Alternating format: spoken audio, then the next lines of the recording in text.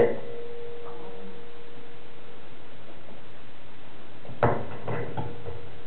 In one of your lectures, you said there's good knowledge and bad knowledge. Is war, like in the army, and you know all that stuff that you have to use?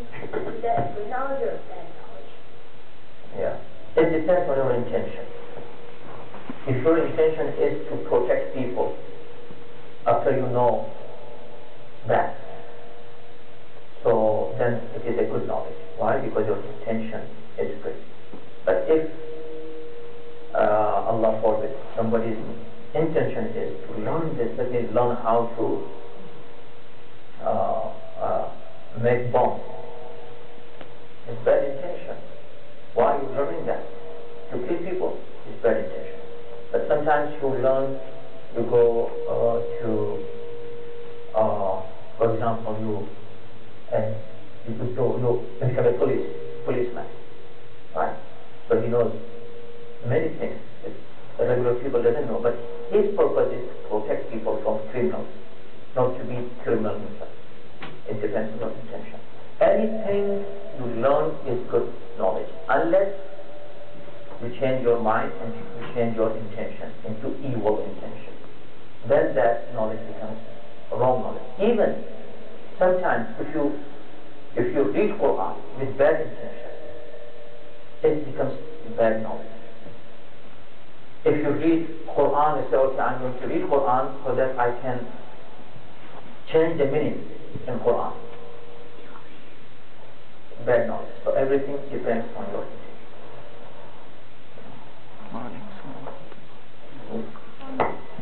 Sorry. Yeah, go ahead. No, okay, go ahead. During Sayyidina Ali's time, the father if the father had a daughter, they would bury him. Why? Yes. It was not in the during the time of Imam Ali. It was before Islam. Before Islam, people were brutal. They were ignorant. They had no religion. They believed in no God, nothing. Or, of course, they would worship idols. But they had no knowledge, nothing. They would bury the baby girl. They would think that, okay, she is shameful for us. Being a father of a daughter is shameful. So this was out of ignorance. And they would bury that baby. This was, of course, a brutal act, but they would practice it. Islam, when Islam came, and the Prophet Islam introduced the message of Allah, which is Islam and Quran, he told them that this is wrong. She is also a human being. And look to this point, subhanAllah, that Allah gave his Prophet a daughter, one daughter. He gave him a son, but the son died. Only daughter remained. And he would respect her so much in such environment when people would feel shame having a daughter. He would stand up in respect of the daughter. When she would enter, he would stand up to respect her, to show the people that daughter is not shame. Daughter is honor. For a father, he should feel honor. Okay? Yeah. Sorry, ये मेरा सवाल नहीं था मगर इससे related ही उनकी नस्लें कैसे चलती थी अगर they were all girls? This was not usual practice. But some people would do it, not all the people would do it. Few people. But even one person, look, I think this is a good question. If even one person had done it, according to Islam, not only him is responsible who did it. The whole society who kept quiet on it, they approved it. So the ignorance of the society was not this, that everybody would do it. No, no, not everybody. Very few people. If you go to the history, very few people you find who buried their daughters. But why Islam blamed the whole society? Because the society kept quiet. Just like today, the terrorism. Not everybody is terrorist, but everyone who keeps quiet against this act of terrorism, he is responsible also for their heinous acts. So same thing, Quran, when he speaks about the people, and they would do this, means that either they did it by themselves or they approved it by their side. Can I ask my question? Yeah, sure. Alright, is it okay for Shia guys to go in the American army and go against our own Muslim people like in Iraq or Iran? Because I see a lot of Muslim, like Shia guys going into American army. So I was just wondering if it's okay for us. It depends, again, as I said, on intention. What is your intention at the beginning? Well, what if they're thinking they're doing jihad, but they're going there and killing Muslims there, and they don't know, like... But they are not forced to do so. They are not forced to do so. They have choice. They have choice, and this is nothing that you can consider as force, or I have to do this. No, you don't have to.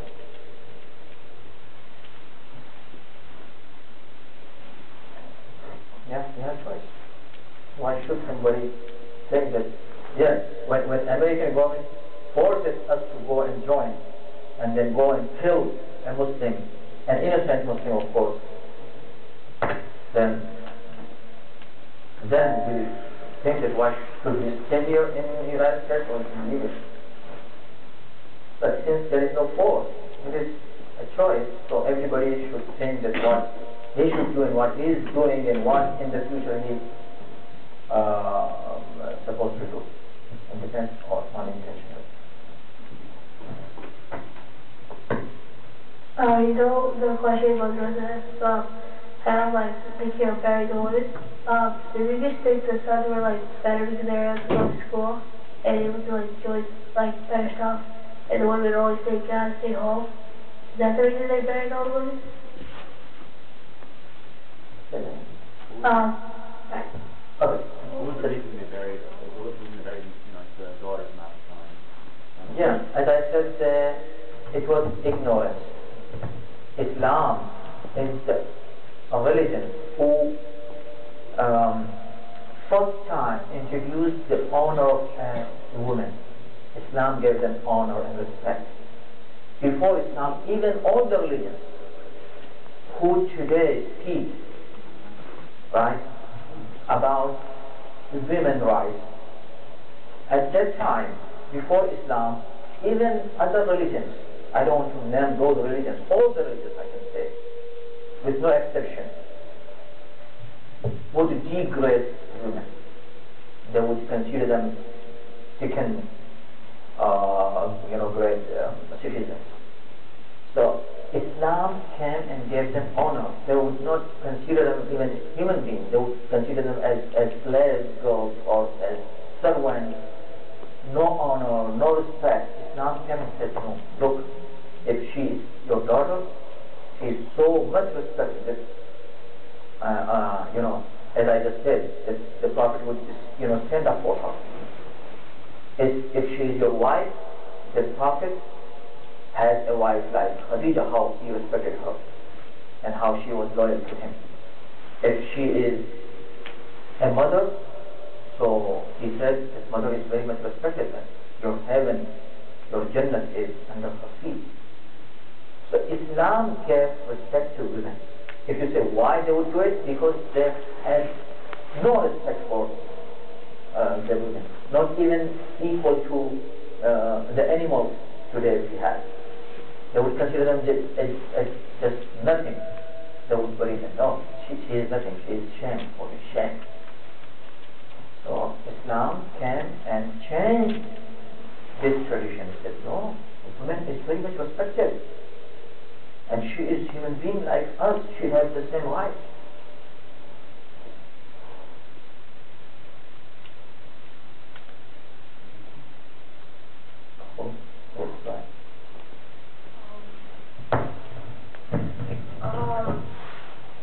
I know lying is very bad and yeah, I'm gonna, but is there any exceptions to lying? There is no exception. No exceptions? In why? But if you're like in like a hostage situation.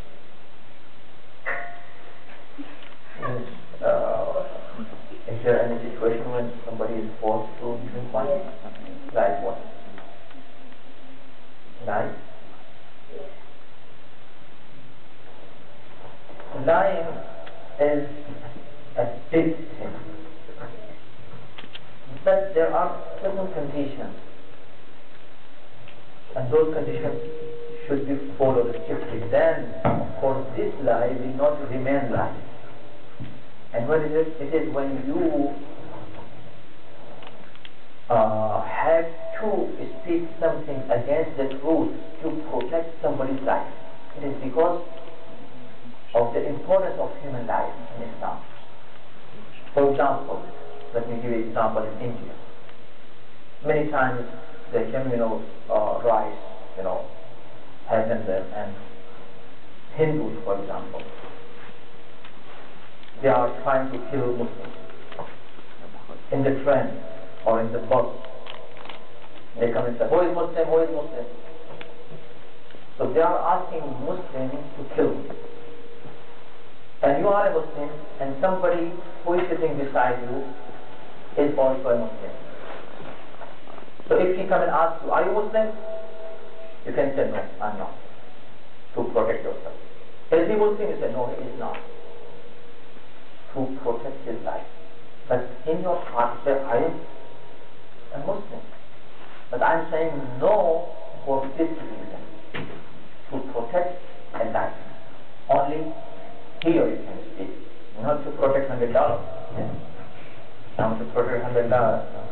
Not for little reasons, only this reason. When you want to protect your life, somebody else.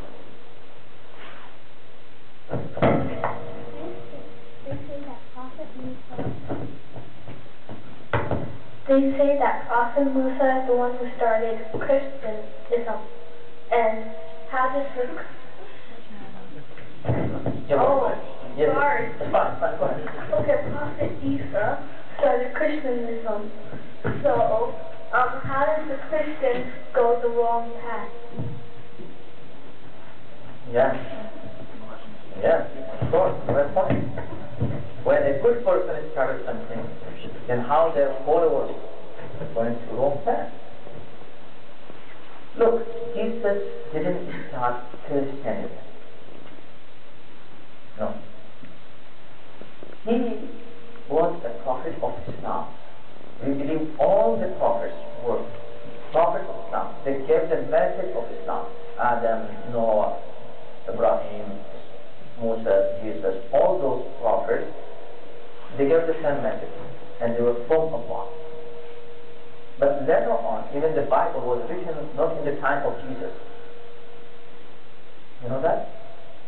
Yes, the Bible, the book, was written, this Bible which is today here. It was written many years after Jesus. His disciples wrote those books. So, Jesus has given a correct message. He never said, believe in me as Son of God. Did he say that? No, he did not say that. But I am the Son of God. Astaghfirullah. He was a prophet. He said, I am the prophet of God. But later on, people changed his teachings. That's why we say that Christians are not on the path of Jesus himself. They have a religion, they follow the religion. Maybe they are very good people. They have, many good people are among Christians. We have no doubt in that. But the belief and faith in Jesus as the Son of God, it is not correct. And it is not what Jesus has taught them. And we have a lot of proof for that. I think what we should do is have one question from the girls and one question from, we'll alternate back and forth. And then use the mic because we want to get in the recording.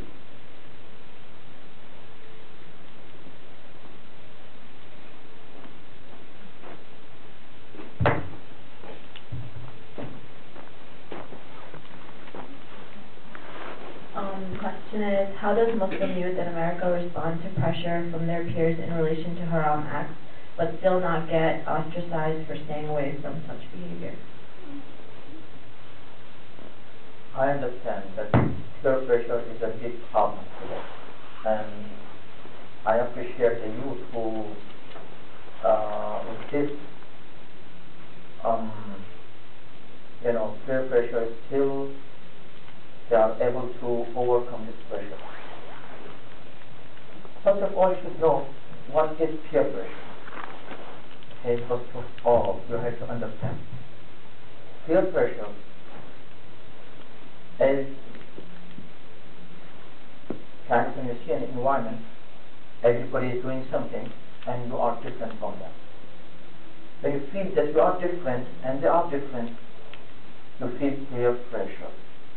And you like to do the same as they are doing, so that you can show them that, okay, I'm one of you. This is peer pressure. Let me say this. This is something that unfortunately we have to accept it, that peer pressure is not something that youth are feeling. No. I'm so confident on my youth, they are not under peer pressure. Under peer pressure are our parents, our adults. They are under peer pressure. They are creating such environment for our youth that when they come in our gathering, they see something else, they go outside, see something else, they come to Astana. They means not double standard, many standards they can see. In home they see different things. In Sunday school they learn different things. If all of us become Muslims, have strong faith, then after having strong faith, there is no reason for accepting any pressure. Why? Pressure comes when you are weak. You feel pressure, peer pressure. But when you are strong in your iman, you don't care about anybody. You see that I am right. The main thing is that you should be confident that you are right. What you are doing is right. Once you get confused whether I'm right or wrong, then you start accepting peer pressure. So the foundation of peer pressure is weak iman. So what I suggest to all the youth, first of all, to see who you are. And you should be proud that if you go somewhere and 100 people are doing something wrong, for example, they are drinking wine, alcohol, and you alone, you reject it, you say, no, I'm not going to drink it. Everybody is laughing at you. Are you going to feel peer pressure or you feel proud? I think if I were you, I would feel proud. Why? Because I know 100%, not 99%, I know 100% that I am right. So in order to break that peer pressure, what we have to do, all the youth, first of all, we should strengthen our faith in Allah, in Rasulullah, in Ahlul Bayt. And we know what we are doing. If we are 60%, okay, yeah, this is right, and 40% this might be wrong. If you are doubtful this way, you cannot overcome that peer pressure. 100% right, I am right. I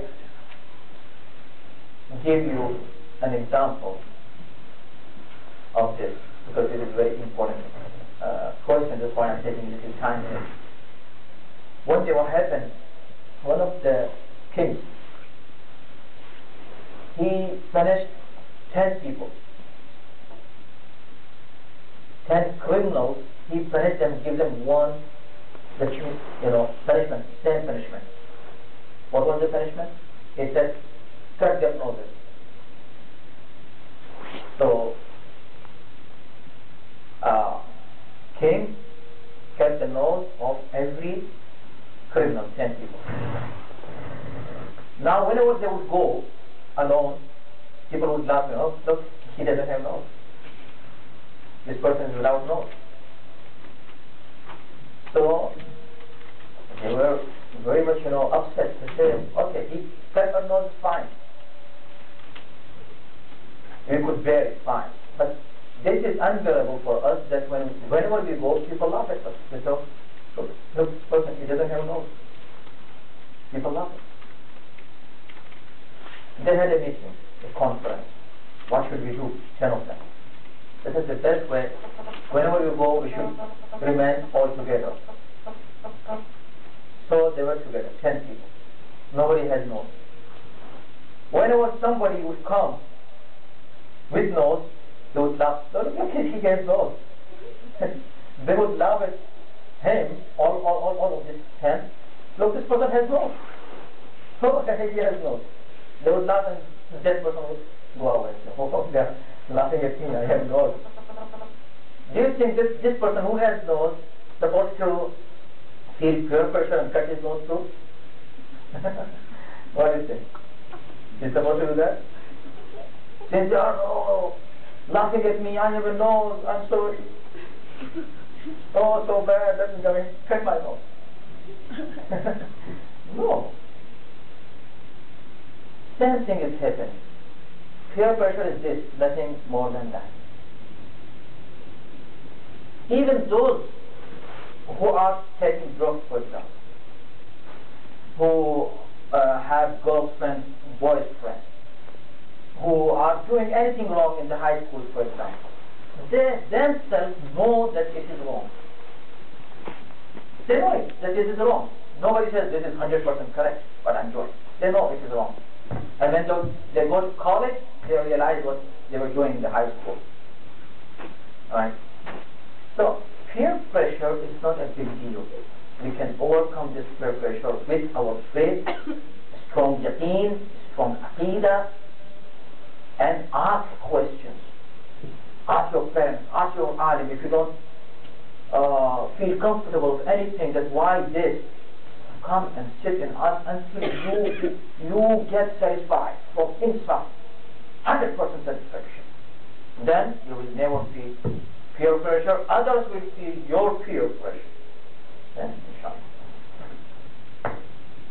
inshallah. Many Sunnis say that Shias are kafir because of the practice of intercession and calling on the Prophet and Imams for help.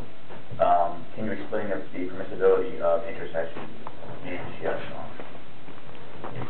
Intercession is proven by Quran.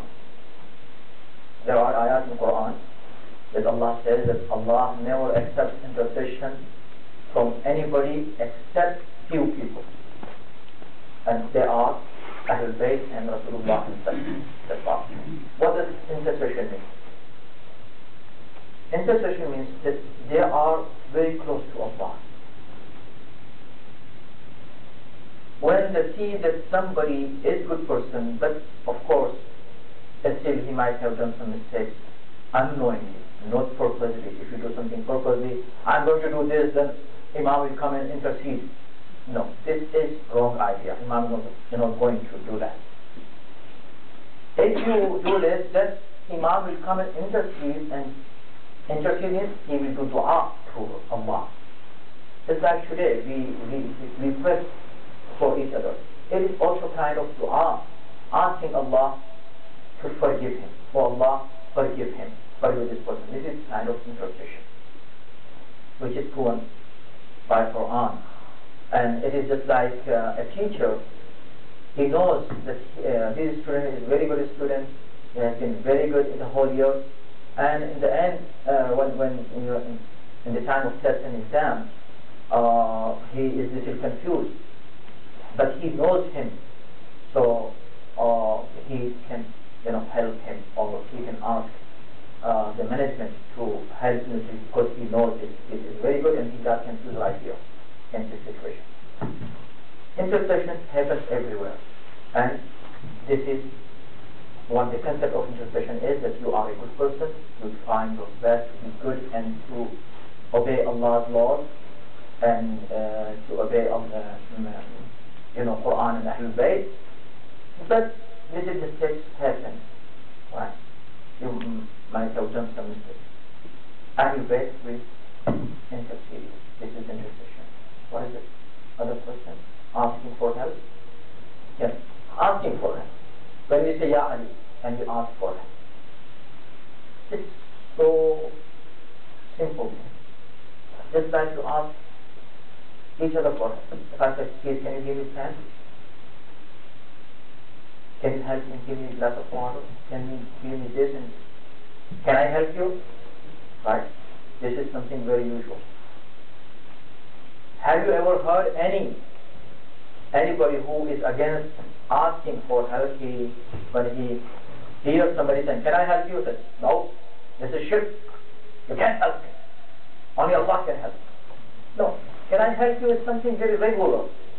You hear it from people and you also say it to other people, because to say it is very nice to say, can I help you? Help each other. This is what we ask Ahlul Bayt. The point they have here, this is fine. Asking help from each other is not wrong. Why? Because we are alive. So we are asking help from alive people. The point is not here that why you are asking help. The point is here why you are asking help from a dead person. So let's discuss here, not here. The point of discussion is not this, that can we say Ya Ali? No, of course. Can I say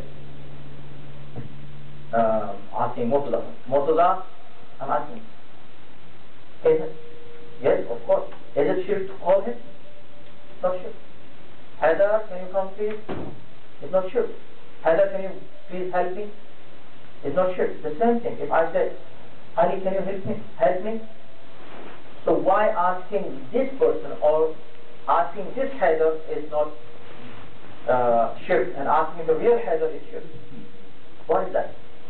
They say, because this Heather is right here. You can ask him for help, but that real Heather, Imam Ali, is not here. And he's dead. Okay. So what is the argument now? It's not why you asking Ya Ali. It is if Ali is alive or he is dead. So let's argue here. And Quran proves that not just Ali, anybody who dies in the way of Allah is alive. So when he is alive, then what is the problem? Call him. There is no problem. Yes, if somebody calls Imam Ali or anybody separating him from Allah, thinking that Ali is alone, is all powerful, he doesn't need Allah, na'udhu, then he is kafir, of course. But when we believe that whatever power he has is from Allah, Allah has given him all the power, so ultimately actually we are believing in Allah, in power of Allah, that he has given Imam Ali, and we can ask him for any kind of help, and he does help us. There is Question is, can you read namaz in public places like an airport and they're non-married people, and how do you? If you are in full hijab, you can find a place less crowded. Of course, if it is time of namaz and you have no choice, if you think that if I don't pray it now, when my flight arrives to my destination, I might lose my salah, then of course you have to pray there.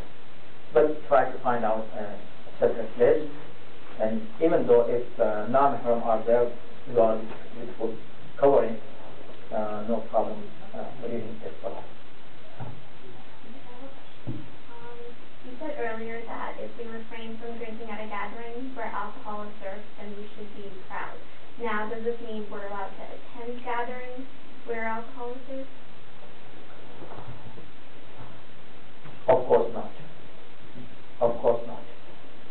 But if you are in such a place where this is going on and you cannot leave it, for example, or you see other people are doing anything haram and you cannot leave it for any reason, so you should be proud. This was an example, but a good question that no.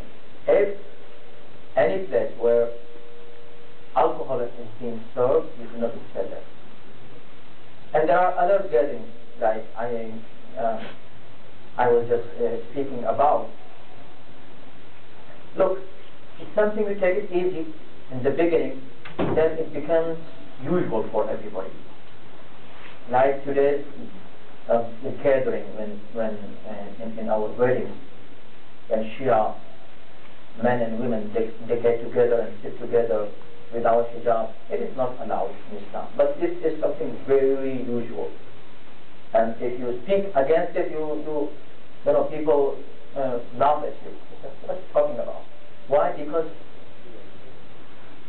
the society took it easy. Nowadays, look, alcohol is something that we have to refrain from it.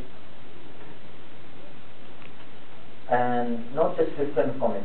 Imam Ali alayhi salam has cursed 10 people about the alcohol.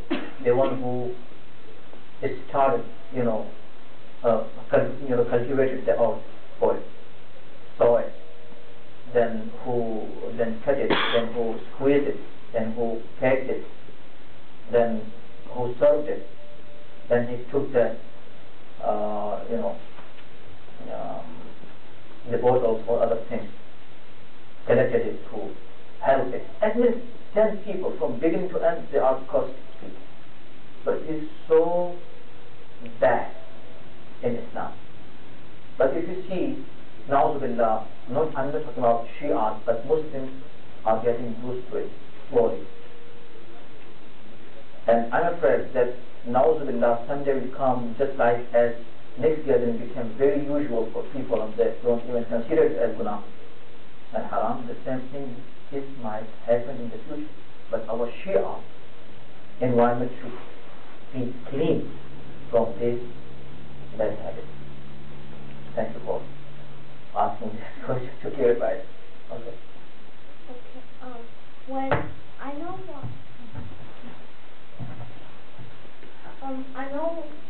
why there were Shias and Sunnis. So how were there Wahhabis? MashaAllah. So, we can go back in the history and see who are Wahhabis. This is a very good question for today's situation in which we are living. Whenever you hear from the TV, from the media, they speak about Shia and Sunni, and give the impression that there are two sects in Islam and they are fighting against each other. They have this much dispute, and Shia and Sunnis are killing each other. No, this is not correct. Shia and Sunnis are not killing each other in Iraq, in Afghanistan, in Pakistan. Whenever you hear any incident, and it's not about Shia and Sunni. There are three groups in Muslim Ummah: Shia, Sunni, Wahhabi. Who are Shia and Sunni? When the Battle of Siffin happened, Imam Ali alayhi salam was the Khalifa, legitimate Khalifa, according to Shias and Sunnis both. Shia, with the difference, the Shia said he was first Khalifa, and Sunnis say he was fourth Khalifa. So the Shias and Sunnis both were with Imam Ali alayhi salam. They were fighting against Muawiyah with Imam Ali. They were in the army of Imam Ali, both Shias and Sunnis both, who believed that he is first or who believed he is fourth. Both of them were with Imam Ali alayhi salam. Now, the question is, how about those who came to fight against Imam Ali? Who were they? What was their religion? What was their sect? Did they believe that Imam Ali is first? If they were Shi'as, they would believe that Imam Ali is first, they would come with Imam Ali. If they believed that Imam Ali is fourth Khalifa, and if they were Sunnis, they would come and join Imam Ali alayhi salam. So they were neither Shi'as nor Sunnis. Then what were they? That means there is a third group, At that time, we called them Bani Umayyah, Muawiyah's followers, then Yazid's followers, then Yazidis, then they became, something else, and until today they are Takfiris or Wahhabis. So these are the people who are fighting against Shia and Sunni. So Shia and Sunni versus Wahhabis, not Shia versus Sunnis. No, Shia Sunni versus Wahhabis, Wahhabis versus Shia Sunni.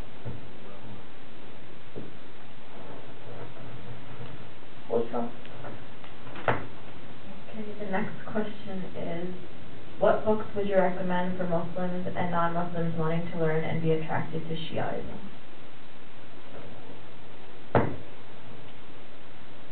There are many books, and one thing you have to consider while you're talking to anybody, you have to see the level of knowledge of any person. So there is a strategy, and the strategy should be what? The strategy of Anbiya. They would speak to people according to the level of their knowledge. So there are many people. Somebody who doesn't know nothing, he knows nothing about Islam, is one person. Somebody has a little knowledge about Islam. Somebody who just converted to Islam. Somebody who has converted to Islam and he has a lot of knowledge, he needs more knowledge. So there are levels. So who you are talking to, so there are different books to give to different people. I think, for example, if you give a non-Muslim Quran suddenly in his hand, Quranic translation, he might read the Quran translation, but he is not going to get anything out of it, because it's not easy for him to understand what Quran is saying. And sometimes when Quran says, kill the kafirs, he will get confused without explanation. And Nahj al-Balagha, for example, it is higher level of book, higher level knowledge, but it is good to give to non-Muslims because it's general thing, and especially the last part of Nahj al-Balagha is very useful for non-Muslims, but it's still not for them to get converted. For then there are some books, like a book from Qira'ati, Muhsin Qira'ati, his Ayatullah, Muhsin Qira'ati, is a good book. The book's name, I think in English, is Islamic Fundamentals according to Quran. So this is a very good book which explains Usul al-Din from Tawheed, Al-Nabuwwat, Imam, step by step. So I think a good book for them, for non-Muslims, is this. And for new Muslims or new converters, also there are certain books. The best site, I think, al-Islam.org and al-Shia.com. These two sites are really good sites. Go and find a lot of information for all the levels, and you can get more articles on different subjects. Al-Islam.org, al-Shia.com. Okay, one of the questions here is, what is the significance of extending your finger when reading ziyarah, and why don't we do this during dua or salat? There are certain riwayat to point out towards the grave of Imam Hussain. This is only for Imam Hussain. Usually these traditions that we have in the books, that whenever you read a ziyarah of Imam Hussain, point out towards his qabr, his grave. So this is the significance. While we read it after salah, of course it is not wajib, it is not part of salah. Let's to remind ourselves that which salat we are reading, because Yazidis also were praying. When they killed Imam Hussain, they said, let's kill him quickly because it is time of Asr Salat, so we have to pray after killing him. So this is also prayer. So not every prayer is accepted and is correct prayer. So in order to remain on right path and remind ourselves also that we have to follow the path of Ahlul Bayt, and this salat which we just offered is salat learn from Ahlul Bayt, we say salam to them. And also, because they were the people who saved this salat, otherwise salat would be gone and destroyed by Yazid. Can I ask my small question? We go to Hajj and we perform 7 times Sa'i, and we do Tawaf, we also do 7 times. The Hindu also they say like Sat Fere or something. Why this 7 number is that much important in Islam as well as maybe other religions? I just was talking about number 7. So yeah, I was already talked about it. In brief, 7 has a significance. The 7 heavens, 7 ayat in Surah Hamd, 7 names of 14 Ma'sumin. So, because it's a good number. Okay, your turn. The next question is, you know about the hadith where somebody asked 6 Imams who came before Adam, and he said Adam, and then he said there was 50,000 Adams. So can you elaborate on that? And then the second part of the question is, if 50,000 Adams came before our Adam, then why didn't Allah ask the angels to bow down to those 50,000 also? First of all, Adam doesn't mean the same Adam. Adam is a symbol for beginning. So many Adams means there are many beginnings of many creatures. So it is an indication that there could be aliens, as today people come in this as aliens, could be in other planets. And in those planets, the creatures, or what do you call them, aliens or something else, they have Adam. Adam doesn't mean human being like us, and Adam like the Adam, our grandfather, our ancestor. No, it means they also, Allah created them with the beginning of single person, then the generations and generations, just like human beings. This is the meaning of that. So there could be life in the planet, there could be other creatures, and Allah knows better. Your turn. Question here is, what are the rules for organ donation in Islam? Organ donation is allowed conditionally. It's allowed but conditionally. Or I can say it is not allowed conditionally. Same thing, right? Yes. So it depends. If somebody's life depends on your donation, then it is allowed. But if you know that no, it is not dependent on your donation, then you don't have to. It's better always to write no on your license, because later on you can change it any time. When you see there's an emergency or somebody needs your help, then you can do it. But in general, writing no is better.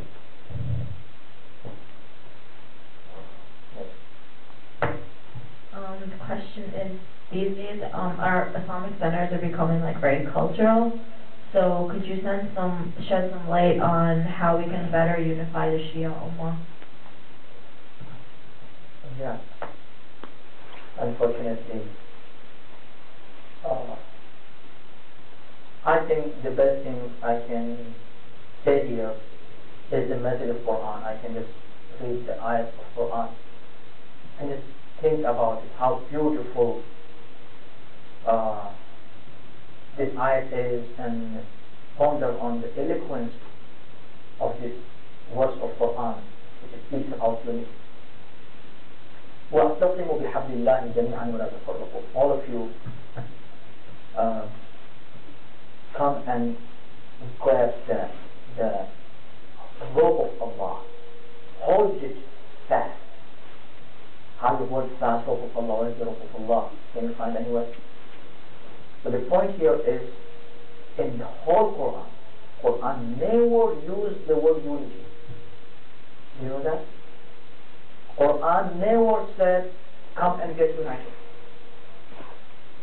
The word ittihad, wahdat, unity, no, you can't find it in Quran.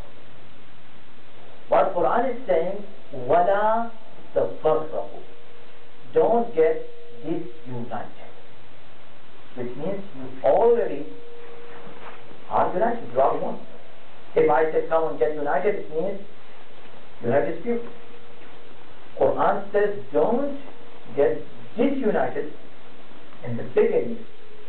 When you don't get disunited, there will be no need to ask you for unity.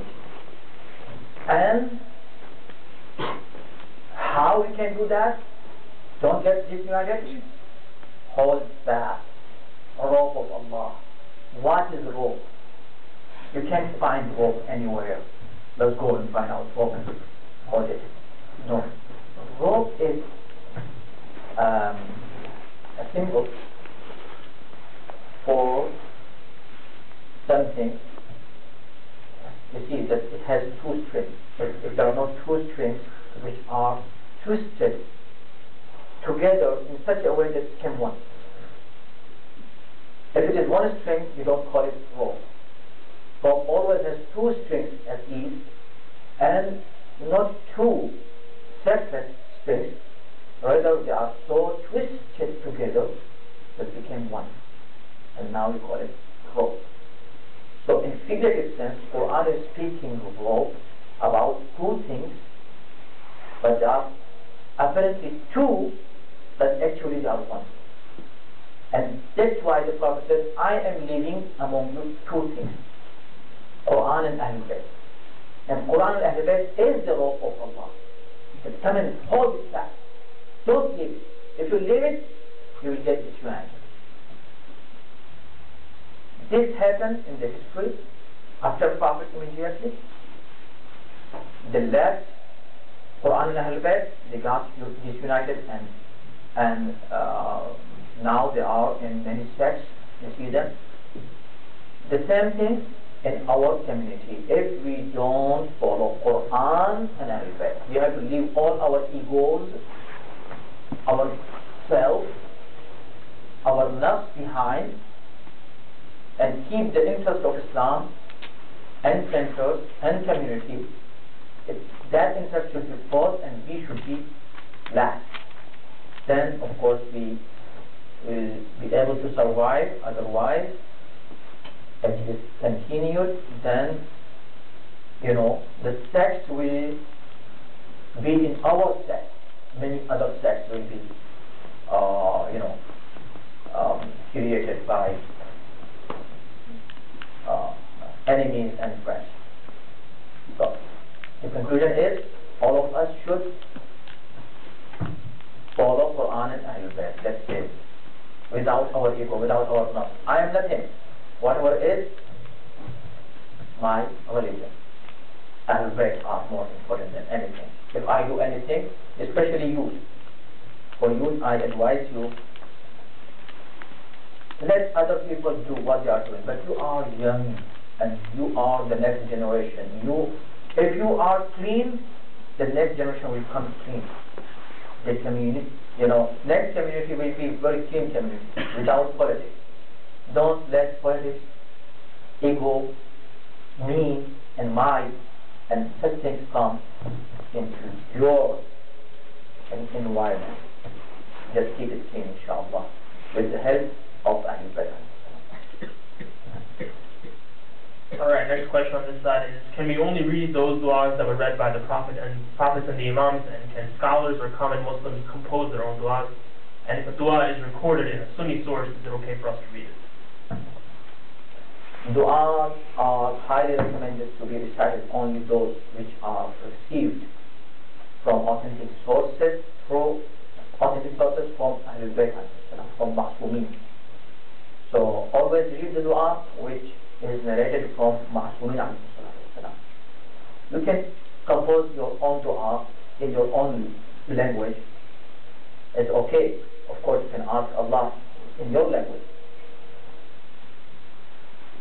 But it is recommended always to use those words of ma'soom and infallible, which have more effect, inshallah. But composed by others, no. Since they are not authentic to us, so we cannot read other du'as, unless we know that the same dua is also narrated from correct sources from any person. Why are Yes. Go ahead. why are things makruh? Why aren't they just halal or haram? Why the things are makruh? Why not just halal and haram? There are 5 things. Makruh are things that could be harmful for you, but not that much. So it's kind of recommendation, as the doctor tells you, I'm giving you this pill. Do this, and also I advise you to walk 1 hour every day. Do it, it's good for you. If you don't do it, it's okay, but if you do it, it's better for you. But this pill you have to eat, otherwise it will be harmful for you if you don't eat it. So something is must, something is better to do, better not to do. So makruh is better not to do. It's for yourself. If you don't do it, you will get the benefit of it. If you do it, of course, Allah is not going to punish you, but you already had its harm, right? So makruh hurts you, but you won't be deserving for punishment.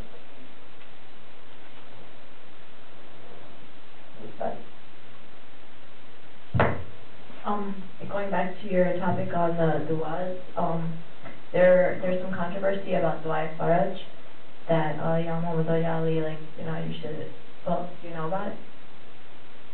Who has the authority to do any kind of controversy on it? All Maraja? Like, sometimes if they say that the chain of narrators isn't, reliable.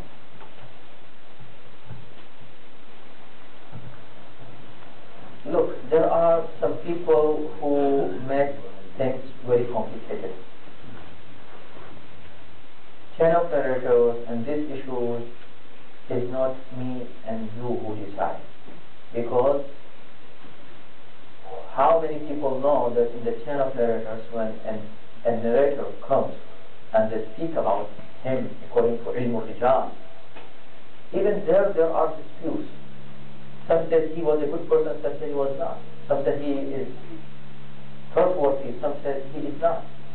So who will decide? That's why ijtihad is there. If a mujtahid says don't read it, of course you don't read it. But as long as a mujtahid says fine, so this is the thing that we can call it fitna.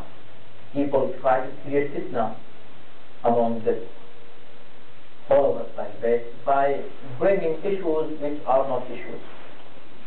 So why first is not, what is it, with us? Before or what? No, just don't read it. Don't read it. Yes. No, why not read it? Dua first, of course, you can read dua first, and rather it is recommended to read such du'as, which make you closer to Ahlul Bayt, which strengthen the love of Ahlul Bayt in your heart. So do that, because this is the only thing which can save you from all disasters in your life. Yes. Some people they don't have good knowledge, good aqidah, unless a marja speaks about it. And some people nowadays are speaking about a few people who are not marja. Not marja. He is not a marja, and people say he is a marja, for example. So you have to ask authentic people, trustworthy ulama, that whether he is a marja. The maraja in Najaf, for example, are 4 maraja, and Qum there are maraja. There's enough. If somebody else from other than Qum and Najaf, somebody is a marja or claims to be marja, so you have to investigate about his marja'iyah and say whether really he is a marja. He is not in Qum, he is not in Najaf, where is he? And how he can claim to be marja. That is something that you have to investigate. Just a reminder to our attendees that there are pens and paper going around. If you want to write down your question, you can submit it to me to ask if you'd like. If you're not comfortable asking yourself, but if you'd like to ask yourself, that's fine. Just let me know so I can give you the microphone. We're trying to record the question and answer session, and the recording goes through the microphone. So if you want to ask the question on your own, just let us know. Inshallah. All right. The next question here is, why do some people put their hands over the fire when the alams are being brought out? And what significance does the fire have, and is this even allowed? There is something traditional, nothing to do with fiqh.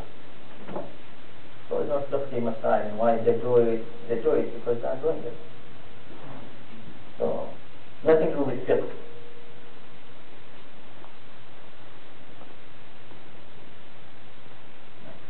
But it's not haram, of course. Neither we can say haram, neither we can say wajib, we can say mustahab, nor makruh, nothing. They are doing it. During the same topic, just would like to know, as per our ancestors and grandparents and fathers, they've been saying that eating fish is not permissible in Muharram, during Muharram. Can you tell me, like, is it really not permissible, or is there any significant, logical reasoning behind it? Nothing. It's not haram. It's not haram. But if somebody is not eating, he might have some reasoning. For example, I have heard from people who said, since you deprive an animal from water, so I don't want to eat something which was deprived of water in this. Since I have in my mind that I regret what he passed, but there has some reasoning. For him, it's fine. For you to eat, it's fine. It's up to you. So this is nothing to do with halal and haram and wajib and makruh and this thing. Somebody is, for some reason, in respect of Muharram is doing something, let him do it. But you don't have right to say why you're doing it and this is something. Why? Because it's not against Islam. It's not against fiqh. But he's doing it, let him do it. It depends on his level of love or how he is thinking. So you mean that if we even go outside, and we don't have anything to eat, if you can eat fish, like if you go to McDonald's and you eat fish plate during a work or something, during Muharram as well. Even we heard from our grandparents that you cannot eat fish or seafood during the Muharram just because it represents happiness. The ta'khir of fish represents happiness. This is what they said. As I said, this is nothing to do with fiqh. It's not Shariah, it's not fiqh, and it is not haram. Nobody can call anything haram. You cannot say it's not permissible. You can say it's good not to do it. It's better. You can use other words. Don't use haram, wajib, mustahab, makruh, and mubah. These five are terms. Not everybody can use it for anything. Okay, this is haram, but no. For you, I don't want to eat it. I want to eat it. Fine. But don't term this action as wajib, haram, makruh, mustahab, mubah. It is something which is related to fiqh, and only faqih can use those terms for something. So fish you eat, you don't eat, it is up to you. It is your own issue. Your parents have some reason, don't have some reason. You want to accept it, don't accept it. It is up to you.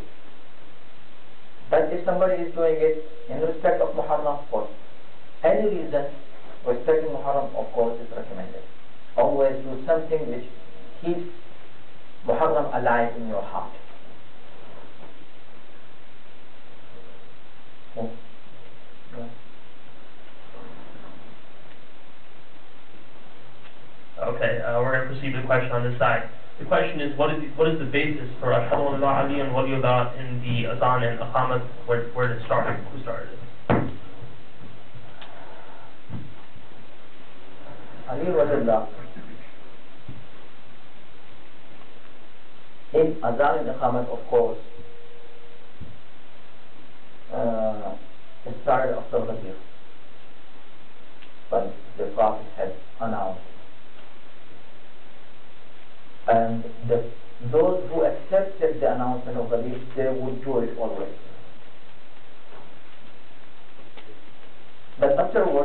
was not a, it never had been good time to say it openly. Even in the time of Imam Ali alayhi salam. Listen to this point, which is very important. Even in the time of Imam Ali alayhi salam, Imam Ali alayhi salam never said in Azan, Ashhadu an la ilaha illallah. The reason was what? Because he was trying to protect Muhammad Rasulullah, and he was trying to protect Adhan.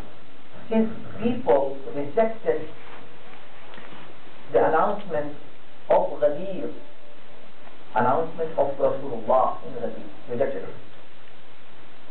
Now Imam Ali was Khalifa for 4 years, not from Ghadir, not because people accepted the Ghadir, no, because people accepted him as a fourth Khalifa from this line, not from the line of Ghadir. In such situation, Imam Ali was for them just a regular Khalifa, a regular person who today became Khalifa.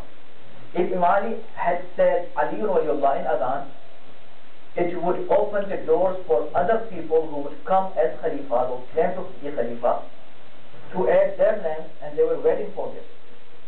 For example, Muawiyah would do it immediately. Say, okay, if he is saying Ashhadu an la ilaha illallah after Adhan, oh, this is a good opportunity for me to say, okay, everybody has to say Muawiyah na'udhu billah, something, right?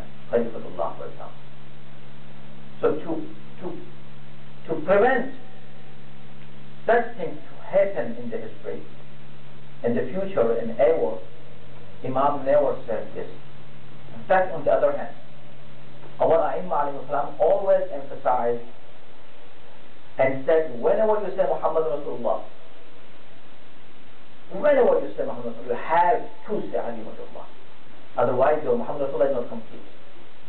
And not only this, even Prophet himself, just think.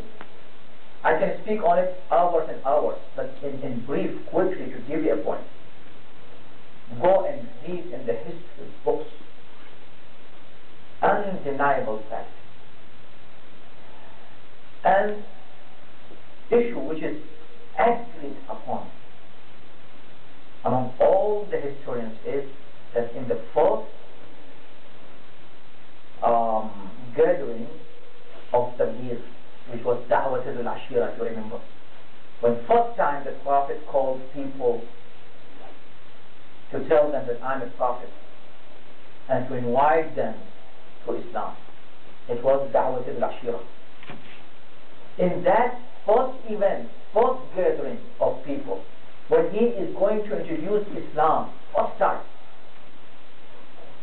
they are not even ready today to accept La ilaha illallah. He said, look, say La ilaha illallah. Then he said, I am the Prophet of Allah, which means he gave them this message also, that when you say La ilaha illallah, you have to say Muhammad Rasulullah at the same time.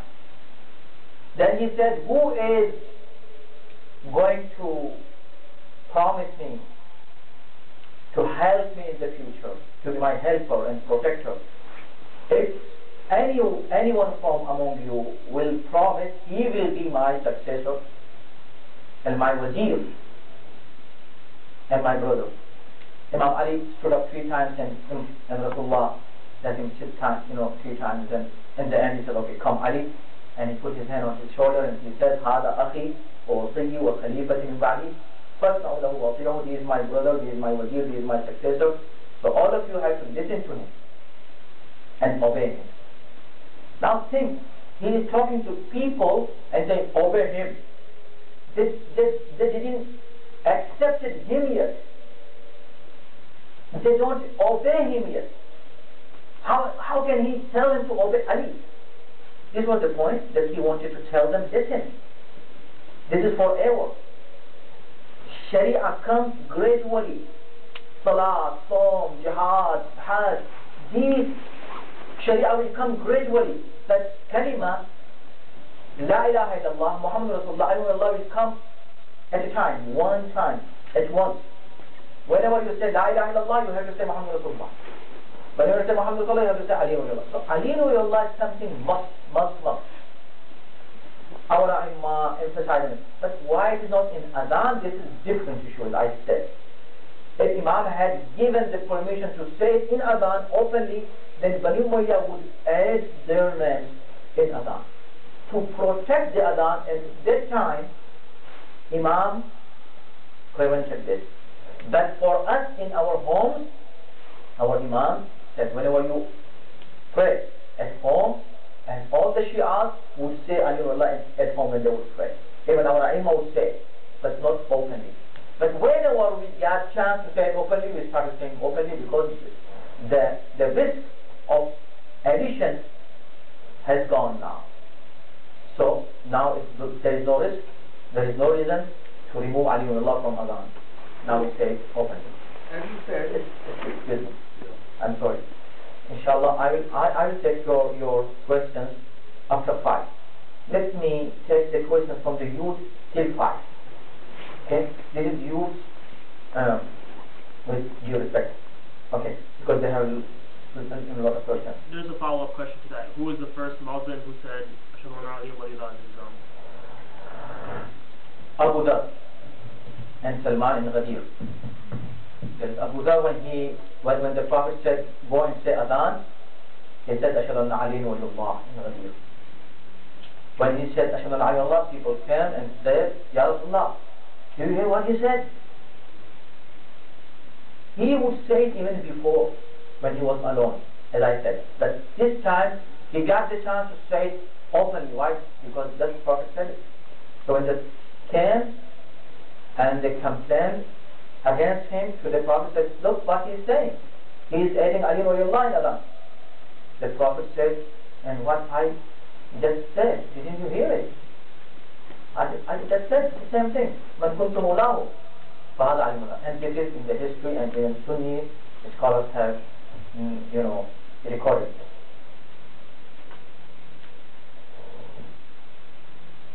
Okay, the question is, we've heard a lot of our ulama say La'natullahi alayhi after the names of the first 3 caliphs.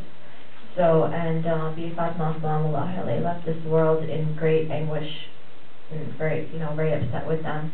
So what's the degree of respect that we have to give them, in your opinion? There is no respect at all. If you have any kind of respect, even in your mind, in your intention, you are not a mu'min. And not just you are not a mu'min, actually the issue,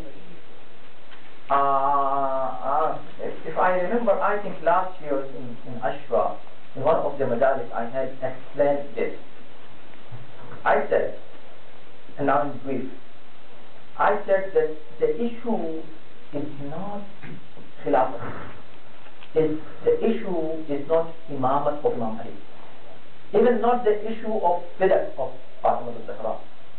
There are issues, but the main reason for dispute and for us to not respect these people is not these issues. It is the issue of Rasulullah himself. All of you should focus on this point. And whenever you talk to any Sunni brother, let him know, because they don't know. Believe me, they have no knowledge. They don't know. So it is your responsibility to let them know. What they know only is that we had them. We had those 3 Khalifas. They don't know why we don't like them. The reason, main reason is because they never respected Rasulullah. And they disrespected Rasulullah. They humiliated Rasulullah. They even called him Hizyan. Attributed Hizyan towards him by saying, Na'udhu billah, na'udhu astaghfirullah, that he is speaking nonsense. If somebody from among you stands up, and now whatever I say, you start saying, Moulana is speaking nonsense. Are you going to respect him? Yes, you will, if you don't respect me. But if you respect me, you are going to say, okay, fine, if I don't say anything to him, but I am not going to respect this person who disrespected Moulana in front of us. This guy disrespected Rasulullah in front of all people by saying, and this is in Bukhari, and this is in authentic book. So since he disrespected us, anybody, if we don't care about the man, we don't care about people, who and who. What we say, any person who disrespects our Prophet, beloved Prophet Muhammad Rasulullah we reject them. We don't respect them. The main reason is because they don't deserve respect of any mu'min, any believer, because they disrespected the Prophet, and we can prove it. I can prove it, and we have a lot of evidence for that. Yes. No, I'm sorry, just 10 more minutes. I'm sorry, yes. Yes. Your turn? Yes. Assalamu alaikum. Okay. You were talking about recognizing shaitan, right? Okay. In Yes. few nights. Right. Now I turn to Brother Feroz and I tell him, the Moulana make it clear. So in other words then, if somebody disobey Rasulullah, they are in fact a shaitan. MashaAllah. And that answering your question there. The so-called caliphs and them who disobey, they are in fact shaitan, right? Right. Right. And one thing, the curse Imam Ali, I think some traditions have it 70 years on the pulpit after the Juma. So what they do, they serve. Just give me the mic. Alright. Yeah. Some traditions I think I read is either 70 or 90 years they used to curse Imam Ali 70 years. on the member. Yes. And they used to do it before, and the people and them, when they do it, the people leave or something like that, and they save it for last, so the people listen it. right. Inshallah. It was a comment, not a question. Brother, you yes, you had a question. Yes. Addition to the same thing, like after Ghadi, one or two persons said Ali and Waliullah in the Azan or something. Now, was it a part of the namaz after that continuously during Prophet time, or it was at that time only 2 people or 3 people said Ali and Waliullah? No, as I said, look, Ali and Waliullah, again the same thing. When Rasulullah said, Man kuntu mawla, fahad alimuna, how many people accepted it? Anybody who accepted this message, he said Ali and Waliullah. Who rejected this message, he didn't say Ali and Waliullah. So simple. So now go into the history and see after the demise of the Prophet, after his death, how many people remained on the method of Hadith? Anybody, 1, 2, 3, 1,000, million, we don't know. Anybody who accepted the method of Hadith, Man kunta mawla, he said Ali ibn Allah in Adhan. Who didn't accept that message, he didn't say Ali ibn Allah. So there is no dispute. No, but for a Sunni, for example, like I can say, like after Hadith, like 2 people said again Waliullah.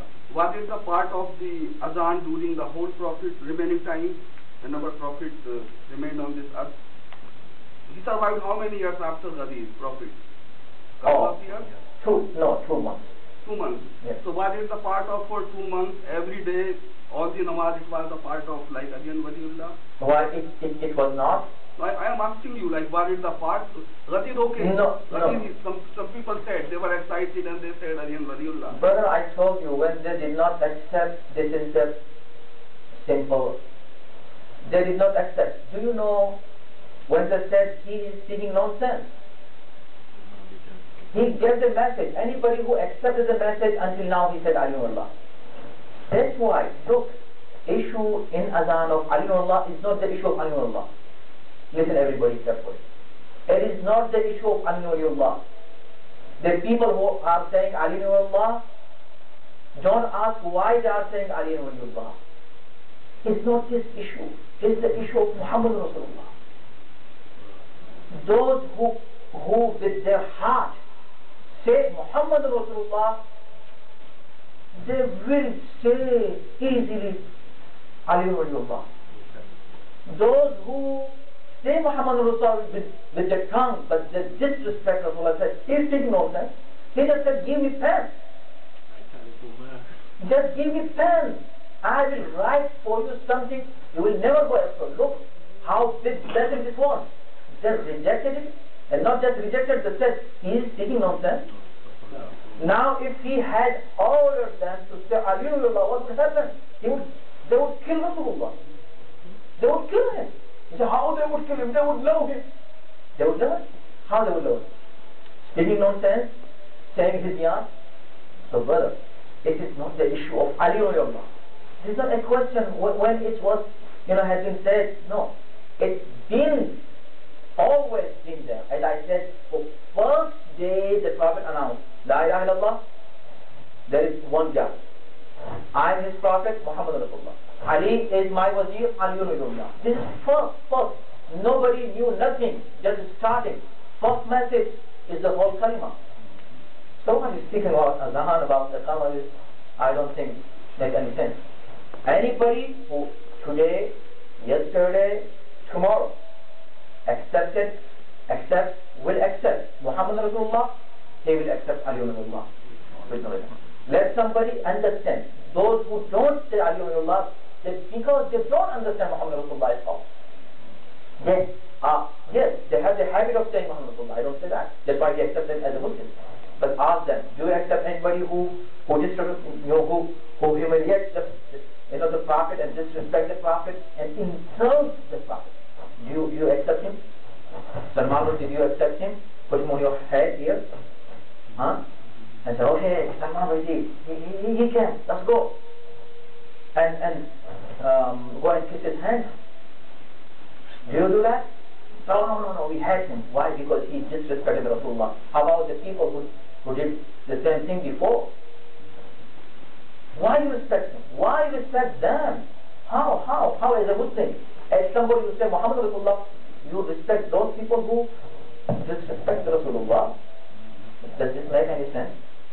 The issue is not the issue of Aliyullah. Issue, again, I always say, whenever you have a doubt, go one step back. If you have doubt in Imamat, go one step back and speak about Risalat, not Imamat. If you have doubt in Risalat, go one step back and speak about Tawheed, oneness of Allah, not Risalat. When you recognize Allah, you will automatically recognize Rasul. When you recognize Rasul, you recognize his successor automatically. The issue is not there. The issue is one step back. Go and do root cause analysis. Root cause analysis, not the just apparent issues. I think if we've done right, we have 3 more minutes. 3 more minutes.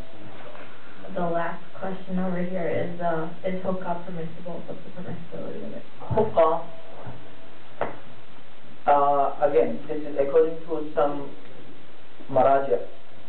Starting hookah or starting any kind of smoking is not permissible. It's hard. But for those who are addicted of that, for them is recommended to quit. But if they cannot, it's not haram for them, but starting is haram. For example, the youth are sitting here, they don't smoke, they should not smoke, they should not start smoking. It's haram for them, according to many of the maraja, because in the end it's will and to your your heart. It's going to be harmful for yourself. This is about hookah, the same thing. There are any questions? No? Yes. Moulana, I know there's a lot of rulings as far as getting married to somebody outside of Islam, but how would you decipher if somebody is a mu'min outside of Islam? Say if you were to marry somebody that was Jewish or Christian, on what basis do you marry them? First of all, marriage is not allowed with even Ahl Kitab. It's all wrong conception. I don't know how this was spread among our Shia. It is not allowed. Permanent marriage is not allowed with them. Okay? Neither side, girl or boy. With Ahl Kitab, with non-Muslim is not allowed. Yeah, with Muslims, other sects, it is allowed, but of course you have to see that the marriage is not for yourself. And this is the biggest mistake the youth make when they make this decision. They think that the marriage is for them. They try to look for good looking. Good looking for you means your eyes like someone. Oh yeah, she is good looking and he is good looking. He is rich, she is rich. Means everything you are thinking about yourself. This is selfishness, and this leads to a disaster in your life in the future. So what you're supposed to do, that you should think about your future, as there are hadith that is, when you marry a girl, you see how good mother she will be in the future for your children. Not how good wife for you. How good mother. The same thing, the girl should think that how good father he is going to be for my children. So marriage is not just union of two people and just kind of apparently a fun issue. No. Something, responsibility, generations depend on your decision today. An unlimited future is dependent on your decision of today. So it is very much important thing, and we need, of course, more time to speak about it. And this is one. Allahumma salli ala Muhammad wa ali Muhammad. Thank you very much, everybody, and we started the program on time, and we, alhamdulillah, finished it on time. Time is very much important in Islam. Your time is very important. And I would like to end this with the saying of Imam Hussein alayhi salatu wasalam about the time.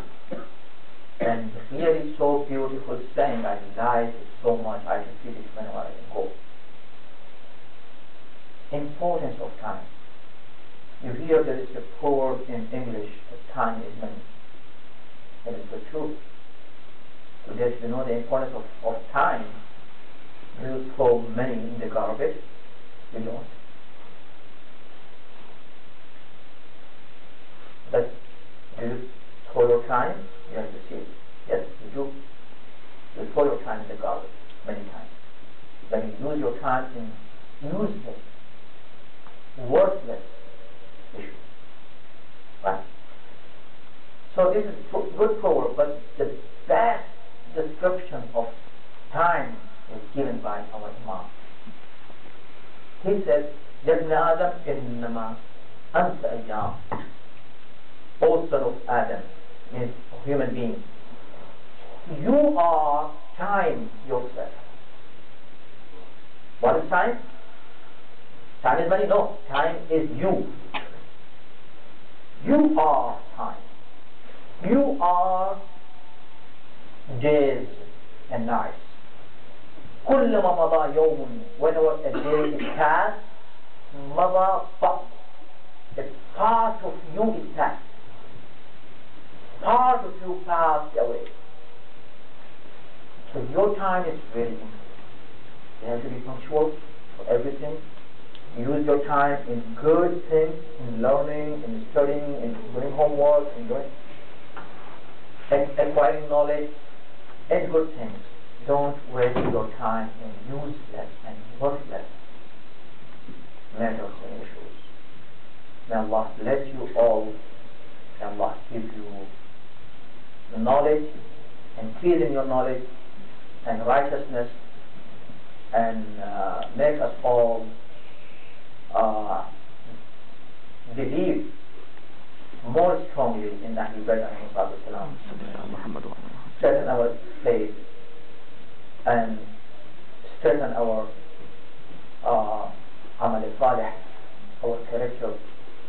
May Allah give us tawfiq, ability, and strength to serve the community, to be good person, to be good American citizen, to be good Muslim, to be a good ambassador for Islam in this country. Assalamu alaikum wa rahmatullah.